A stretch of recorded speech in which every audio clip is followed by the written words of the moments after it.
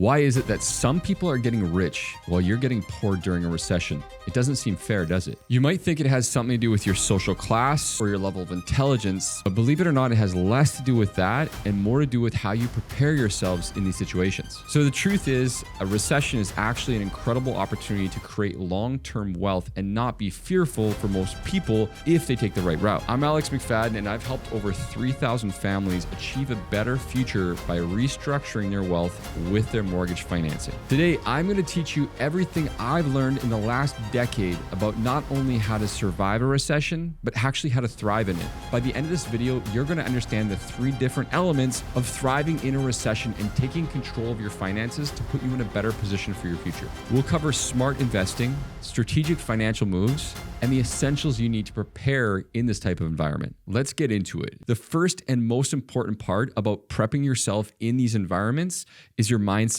Be fearful when others are greedy and greedy when others are fearful. We know Warren Buffett created this tagline, and he did it for a reason. Most people get really anxious, uncertain, and stressed out anytime the word recession even comes up. There's uncertainty and complexity that you might never have seen before, and it could mean, and it sounds like, the loss of a job, the loss of money, and the market's completely crashing. But that's where opportunity strikes. The key to being prepared when it comes to your mindset is actually focusing your energy on avoiding certain things. The news and media is fed by eyeballs, and eyeballs are attracted to fear and concern over what can happen, the worst case scenario. And honestly, nothing good ever happens from that. So to start changing your mindset, start turning off anything that doesn't feed you. Getting ahead of a recession and being prepared doesn't necessarily mean being reckless. And a lot of people make that mistake in the beginning. It means looking at the facts. When a recession occurs, it typically means that asset values are driven down, which creates a buying opportunity. For those who actually have a plan, what this basically means is that recession puts assets on sale, which means it's an incredible buying opportunity for those who are ready. Your goal is to become a strategic shopper when the assets actually go on sale. A big reason people don't become strategic buyers is they're more afraid of where the market could go versus where they're buying it. The truth is, you can never buy a market when it hits the bottom or time it. And if you do, you're lucky. Most Canadians are worried more about trying to find the bottom than focusing on buying when the opportunity seems right. This is an emotional response and not a logical response to what's actually happening in the marketplace. So if you're a Canadian, this typically means focusing your energy on the fundamentals of our country. Real estate values typically hold stronger in recessions than any other time, historically speaking. And one of the big reasons for that is because if there is a recession, often interest rates go down, which increases the asset value. But there's always a period of time where more Canadians are not buying real estate because of a fear.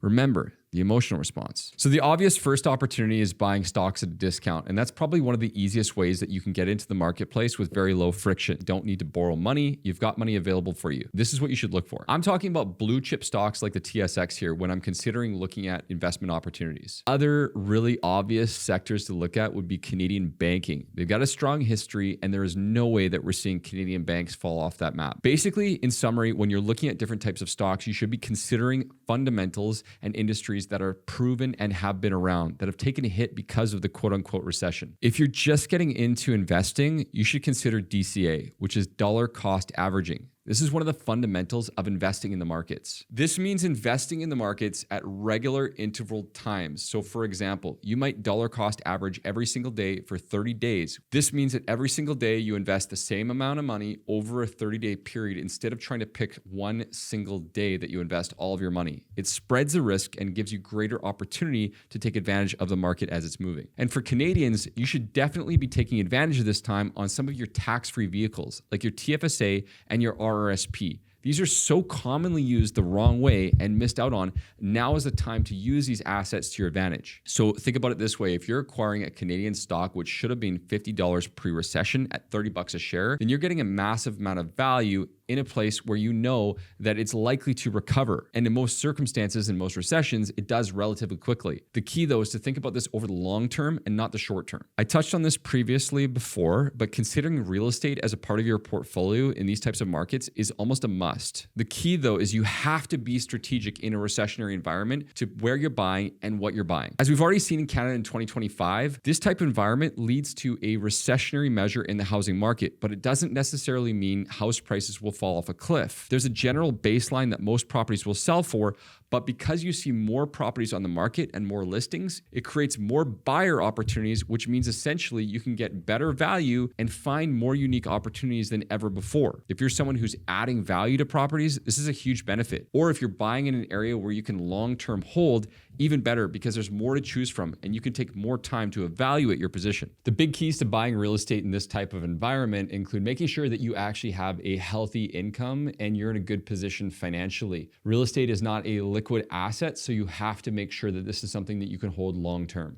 Wealth building in a recession is not limited strictly to stocks and real estate. There are different ways that you can actually diversify and make more money. The third key opportunity is one that most people are surprised to hear, but you're gonna hear pretty much any online celebrity guru who is smart and does what they say they do talk about investing in your number one asset, and that asset is you. Recessions often reshape the job market, and we're going through one of the most significant times for technology since the dot-com era. AI has completely changed and reformed who can work, how they can work, and what can be done. And it's just getting started, which means there are going to be more opportunities than ever before. Before you think about investing into anything else, the greatest return is going to come down to simply investing in yourself and your ability. It doesn't have to be only AI, but it certainly needs to be something where you develop your skills and your abilities to take over in this time of change. Most people are going to be afraid and sitting still, and there are going to be gaps in the market that you've never seen before. This fourth opportunity is kind of following the same suit. This might seem counterintuitive, but in the middle of a recession, this can create the greatest opportunity to become an entrepreneur. Whether it's because you lost your job, you're worried about the future, or you're worried about losing your job now, there are more opportunities based on you growing your skill set and the marketplace to change how things are done. And more successful companies than ever before were started in a recession. But here's a different way to think about the entrepreneurship. It doesn't necessarily mean starting a new business or creating some kind of new tool or invention. There are such simple ways to buy businesses right now that are underperforming because the owners don't know how to adapt to technology. You could take an old business that's been around for 50 years, increase the technology, change the workflows, market it better, and make a lot of money that the existing owners just simply don't have the capacity to do anymore. The last opportunity is a fundamental for me, and it's tackling your high interest debt, whether that's a 19% credit card or 6 to 7% loans that are sitting idle right now. This is the time that you need to think about eliminating